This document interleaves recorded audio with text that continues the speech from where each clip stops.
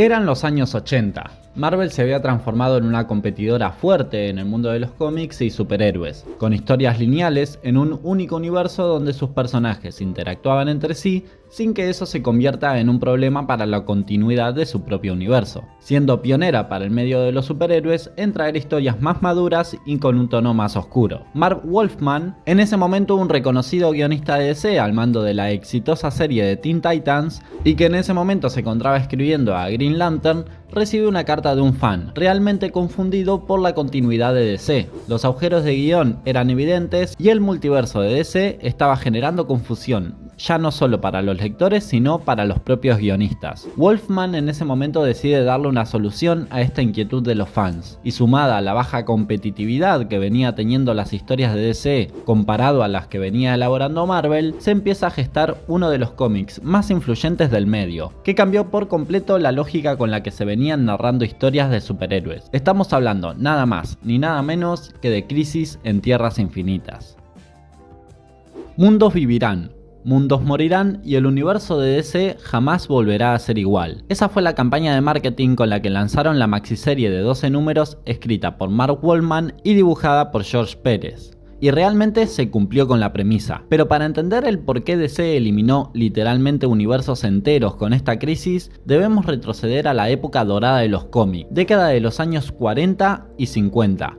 Plena guerra mundial y los cómics de superhéroes rompen récords en ventas. Sus historias son consumidas de forma masiva, sobre todo por una juventud estadounidense, referenciándose en aquellos personajes superpoderosos que se enfrentaban a los nazis en Europa, o que enfrentaban la corrupción y el mal en general como concepto en unos Estados Unidos marcado por la Gran Depresión y la guerra. Pero llegando al fin de la Segunda Guerra Mundial se crearía el Comics Code Authority, un sello autoimpuesto de censura de las propias editoriales que limitaban cierto contenido en la industria. A partir de ese momento se comenzaría a censurar aquellos cómics que no cumplieran con los estándares morales estadounidenses. El uso de la violencia explícita, sangre o armas quedaba completamente baneado si querías que tu historia cumpliera con este sello de autoridad, marcando un quiebre entre las historias de la época dorada y la época plateada. La cosa ya no iba de apalear nazis, sino que serían historias más bajadas de tono, enfocadas en un público infantil y con premisas no tan profundas y más sencillitas. Pero esto marcaba una clara diferencia entre los superhéroes de ambas eras. Sus motivaciones, personalidad y forma de resolver conflictos era completamente distinta.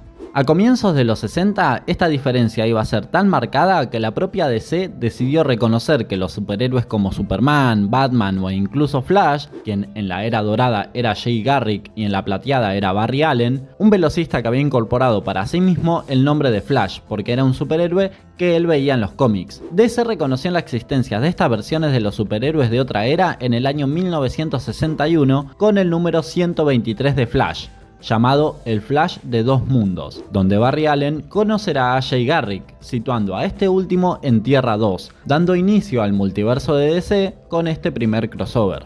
En esta Tierra 2 tendríamos a los personajes clásicos de los cómics, los de la Golden Age. Flash sería Jay Garrick, Linterna Verde es Alan Scott, existe la Justice Society of America, el primer supergrupo de héroes que tendría su contraparte de Tierra 1 con la Justice League. Y tanto Batman como Superman y los demás superhéroes son más viejos, mientras que su contraparte en Tierra 1 serían las versiones más jóvenes y las que venían teniendo una salida mensual por aquellos momentos de DC. Luego se sumarían más tierras, como Tierra 3, donde los superhéroes son su contraparte villana, Tierra X, Tierra S, Tierra Prime, entre otras. Estos distintos universos le daban una libertad creativa enorme para los artistas. Podían crear locuras con los personajes en principio sin afectar la continuidad, pero llegó un punto en que se fue de las manos y la confusión era absoluta, como mencionábamos al principio del video. DC ya no vendía lo mismo y las crisis previas a Crisis en Tierras Infinitas, que eran crossover entre personajes de distintas tierras, como Crisis en Tierra 1, que era un crossover entre la Justice Society of America y la Justice League, se vio que estas historias tenían más impacto en el lector, y tras diversas crisis Crisis llegamos al punto en el que todo se definiría para darle un orden a este mar de universos e historias que comenzaban a pisarse entre sí. Crisis en Tierras Infinitas viene a dar un fin a esta cantidad de universos, y con ellos a un sinfín de personajes. Para eso se va a crear una epopeya multiversal que se va a convertir en el crossover más trascendental de la historia de los cómics. Cientos de personajes enfrentándose a la muerte de sus propios universos, una ola de antimateria que avanza destruyendo universos enteros a su paso, donde vemos como mundos enteros como Tierra 3 son completamente erradicados. Un científico conocido como Paria es castigado mediante una maldición a teletransportarse de manera involuntaria de un universo a otro, obligando a presenciar la muerte de miles de millones de seres vivos sin poder intervenir. Paria, en su búsqueda de comprender el multiverso, mediante un experimento logró hacer una conexión con otro universo, un universo de antimateria. Y así como en este universo de superhéroes existe una entidad que representa la materia positiva que habita todo el cosmos llamado el Monitor, en el universo de antimateria existe su contraparte malvada llamada el Antimonitor. Paria, sin saberlo, le mostró al Antimonitor que existía un universo de materia positiva, universo que a partir de ese momento buscaría destruir mediante sus olas de antimateria. El Monitor, frente a esta amenaza, busca reunir a todos los superhéroes del multiverso para frenar los maléficos planes del Antimonitor.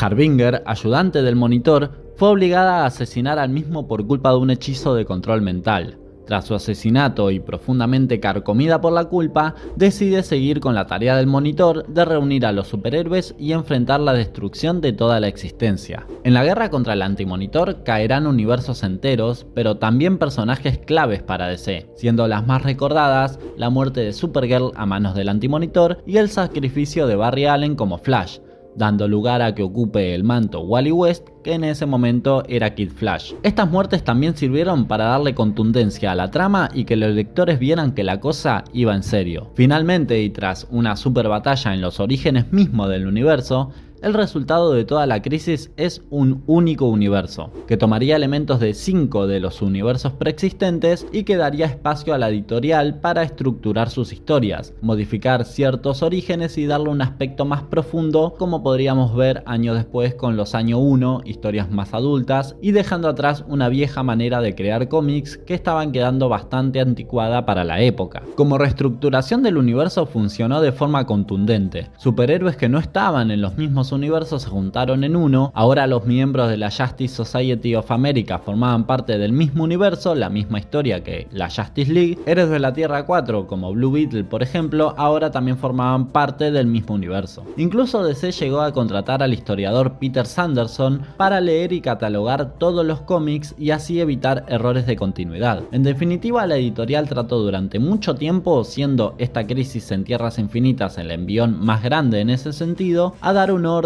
y una lógica a la cantidad de historias sueltas y dispersas en el multiverso de DC. Mundos vivirán, mundos morirán y el universo de DC no volvería a ser el mismo. Esa fue la premisa con la que se vendió Crisis en Tierras Infinitas y cumplió rotundamente. Marcó un antes y un después en la industria. Construyó un punto de partida más que asequible para nuevos lectores en este vasto medio como es el de los superhéroes, que incluso sigue funcionando hasta hoy en día. Batman año 1, Wonder Woman año 1, Man of Steel, que son los orígenes de la Trinidad post-crisis, siguen siendo obras anacrónicas y muy buenos puntos de partida para una persona que está empezando en el medio. Historias más maduras, más complejas, filosóficas incluso, que van más allá de la dicotomía entre el bien y el mal, sino donde se abre un abanico de grises donde los autores van a trabajar incansablemente para darnos historias increíbles. Sin duda una lectura más que recomendada, con un dibujo increíble de George Pérez, muy clásico y que si llevas un tiempo leyendo te da un gran punto de partida y de referencia para todo el resto de la historia del universo de DC, donde tras leerlo comprenderás por qué los términos pre-crisis y post-crisis son tan importantes cuando hablamos de la editorial.